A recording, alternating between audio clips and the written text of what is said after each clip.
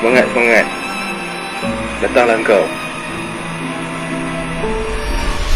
Selain dari mediator atau manusia yang menjadi medium untuk dirasuk oleh makhluk halus, ada satu lagi kaedah yang digunakan oleh pengamal ajaran kebatinan untuk berinteraksi dengan alam gaib dengan menggunakan alat tertentu yang melibatkan penyeruan.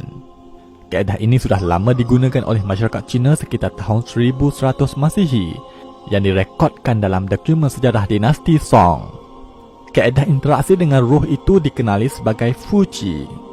Fuqi adalah satu bentuk tulisan atau lakaran yang dipercayai dibimbing oleh roh, sama ada roh agamawan Buddha atau mana-mana roh tokoh agamawan yang lain. Pada zaman dahulu ia dilakukan dengan menggunakan satu batang kayu berbentuk Y dan ditabur pasir di atas dulang, serta dua orang lelaki perlu memegang kayu tersebut.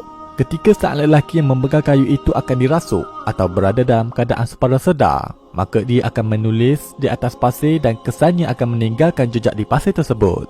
Lalu kesan lukisan itu akan dibaca dengan pantas oleh juru bahasa dan dirakam oleh orang lain. Mesej yang diberikan kepada lelaki semasa dalam keadaan dirasuk tersebut akan dijadikan panduan dan dijadikan ramalan apa yang bakal berlaku pada masa hadapan. Kaedah yang hampir sama juga dilakukan oleh masyarakat barat sejak abad ke-18 Masihi. Sehinggalah pada tahun 1901, William Falk memulakan pengeluaran papan interaksi dengan roh ini dengan nama Ouija. Perkataan Ouija ini didakwa diambil dari perkataan Mesir kuno yang bermaksud semoga berjaya. Ouija atau dikenali sebagai spirit board adalah sekeping papan yang ditulis huruf A sehingga Z, angka 0 hingga 9, perkataan ya dan tidak. Kadang-kadang ia ditulis perkataan hello dan bye. Turut disertakan dengan pelbagai simbol dan grafik.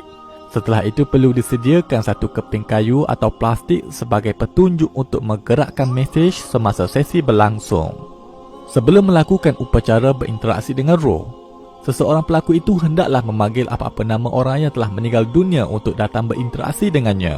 Setelah itu pelaku akan meletakkan jari mereka pada sekeping kayu itu dan ia akan menggerakkan di atas papan untuk mengeja perkataan tersebut. Ouija juga digunakan sebagai alat menilik nasib dengan bertanyakan kepada roh tentang apa yang bakal berlaku. Setelah fenomena New Age berkembang, kaedah ini semakin popular, termasuk papan Spirit of the Coin yang menggunakan duit shilling berleluasa dijadikan sebagai permainan. Spirit of the Coin, datanglah kamu kepadaku. Spirit of the Coin, datanglah kamu kepadaku. Penerangan di sebalik permainan itu diterangkan bahawa hidup manusia ini dikeliling oleh roh. Di sana ada roh baik dan jahat, serta ada peringkat-peringkat roh tertinggi yang boleh membimbing manusia. Hakikat semua itu adalah permainan jin dan syaitan. Fenomena New Age dan ilmu kebatinan ini telah sekian lama tersebar kepada umat Islam dengan pelbagai cara.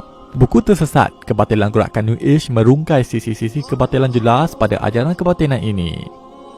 Sebagai Muslim, ingatlah kita kepada firman Allah di dalam Al-Quran. وَأَنَّهُ كَانَ رِجَالٌ مِّنَ الْإِنسِ يَعُوذُونَ بِرِجَالٍ مِّنَ الْجِنِّ فَزَادُوهُمْ رَهَقًا